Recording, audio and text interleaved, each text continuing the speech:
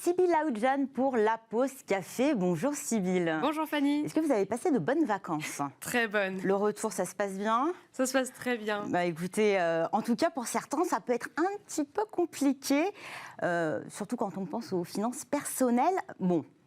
Rassurons-nous, il existe quelques solutions pour adoucir le retour au bureau et le retour où on a un peu beaucoup trop dépensé pendant les vacances. C'est ce que vous allez nous expliquer aujourd'hui, nous donner des bonnes ficelles. Tout à fait, on n'aime pas trop faire attention aux vacances. L'idée, c'est quand même de profiter de sa famille, ses amis, faire des activités, des visites, des restaurants, bref, changer de l'ordinaire. Mais tout cela peut avoir un coût et c'est surtout un coup dur pour la rentrée qui s'ajoute avec le retour des vacances. Alors une solution se présente, l'acompte sur salaire. On parle d'acompte sur salaire dans la situation où le salarié demande à être payé avant la fin du mois sur ses heures de travail déjà effectuées.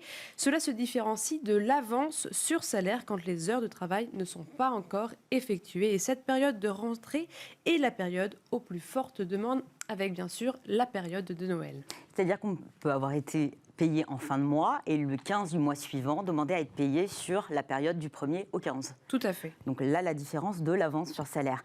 Bon, il y a un cadre légal, hein. Je pense qu'on ne peut pas forcément se lancer dans la demande de l'acompte comme ça. Voilà, effectivement, la demande d'acompte sur salaire est un droit inscrit dans le Code du travail. C'est un droit du salarié. Le plus important à noter, c'est que vous n'avez pas besoin de justifier votre demande. Les raisons de votre besoin de liquidité ne regardent personne.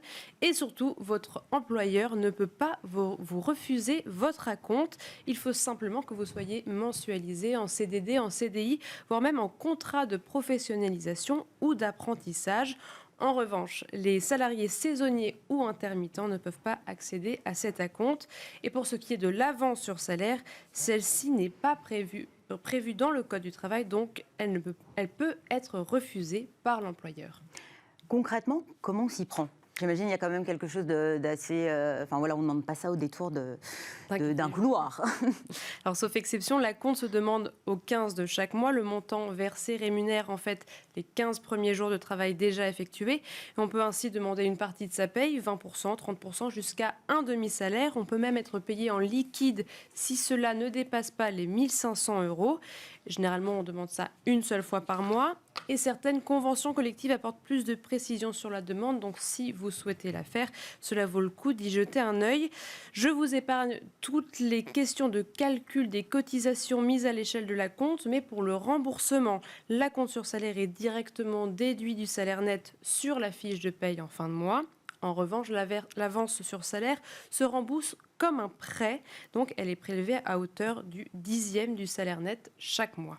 C'est compliqué, quand même, un petit peu. Un petit peu compliqué. Donc cette démarche, finalement, je vous le demandais tout à l'heure, est-ce que voilà, on peut le demander est-ce qu'il y a un process en fait à suivre, une démarche à suivre pour demander un acompte? Pour la démarche, elle est assez simple, donc bien sûr. En parler, c'est toujours mieux avant, mais sinon, écrire un mail ou un courrier dans lequel vous devez indiquer votre identité, le poste que vous occupez, le service pour lequel vous travaillez, le montant de l'acompte souhaité et bien sûr la date et la signe. Bon, il y a aussi la difficulté, et pas des moindres, celle d'affronter son chef. Hein, voilà, et heureusement, aujourd'hui, il existe plusieurs solutions pour faciliter la demande. Par exemple, la start-up Rosalie permet de passer par une application. La présidente Arbia Smiti était par ailleurs sur ce plateau il y a quelques mois. Rosalie vous permet de gérer automatiquement les demandes d'acompte sur salaire et cela évite bien sûr les face-à-face un peu redoutés avec certains employeurs et in fine des agios assez désagréables.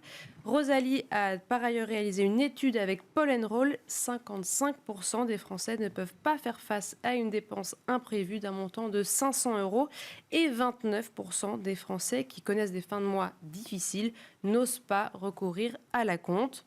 Stairwage est aussi une application qui essaye de démocratiser le salaire à la demande. La start-up finance l'acompte directement aux salariés pour le compte de l'entreprise. Et d'après leur sondage, ce sont près de 60% des ouvriers et employés français qui souhaiteraient être payés plus fréquemment. Les startups sont donc nombreuses à se développer sur ce créneau, donc toutes les solutions s'offrent à vous pour appréhender la rentrée plus sereinement. C'est une bonne nouvelle, ça nous rassure.